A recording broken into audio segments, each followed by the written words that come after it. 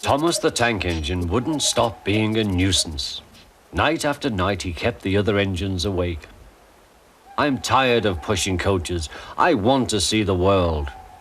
The other engines didn't take much notice, for Thomas was a little engine with a long tongue.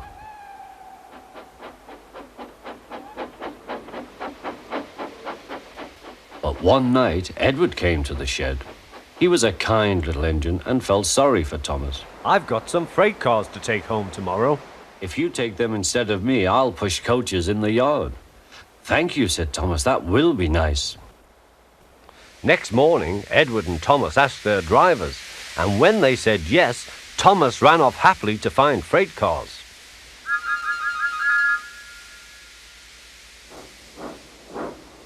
Now the freight cars are silly and noisy. They talk a lot and don't attend to what they are doing. And I'm sorry to say they play tricks on an engine who is not used to them. Edward knew all about freight cars. He warned Thomas to be careful, but Thomas was too excited to listen.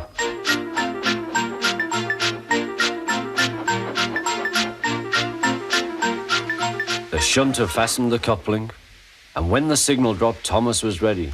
The conductor blew his whistle. Peep, peep, answered Thomas and started off. But the freight cars weren't ready. Oh, oh, oh, they screamed. Wait, Thomas, wait. But Thomas wouldn't wait.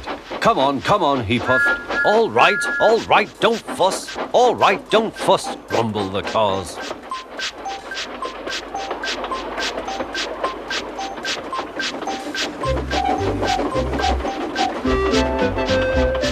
Thomas began going faster and faster.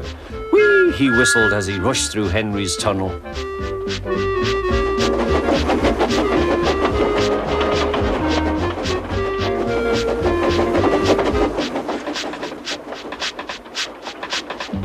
Hurry, hurry, called Thomas. He was feeling very proud of himself. But the cars grew crosser and crosser.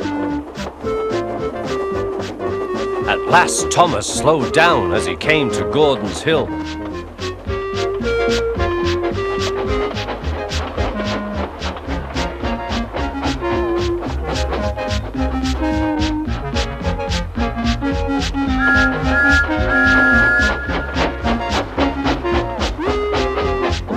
Steady now, steady, warned the driver as they reached the top.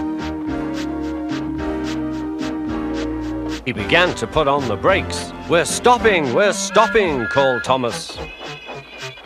No, answered the cars, bumping into each other. Go on. Before the driver could stop them, they had pushed Thomas down the hill and were rattling and laughing behind him. Poor Thomas tried hard to stop them from making him go too fast. Stop pushing, he hissed. But the cars took no notice. Go on, they giggled in their silly way.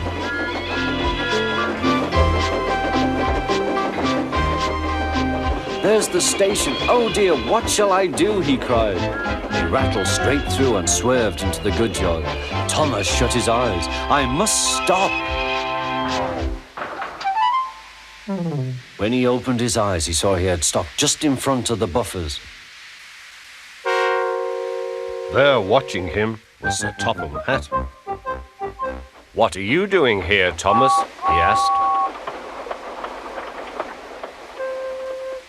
I've brought Edward's freight cars, Thomas answered.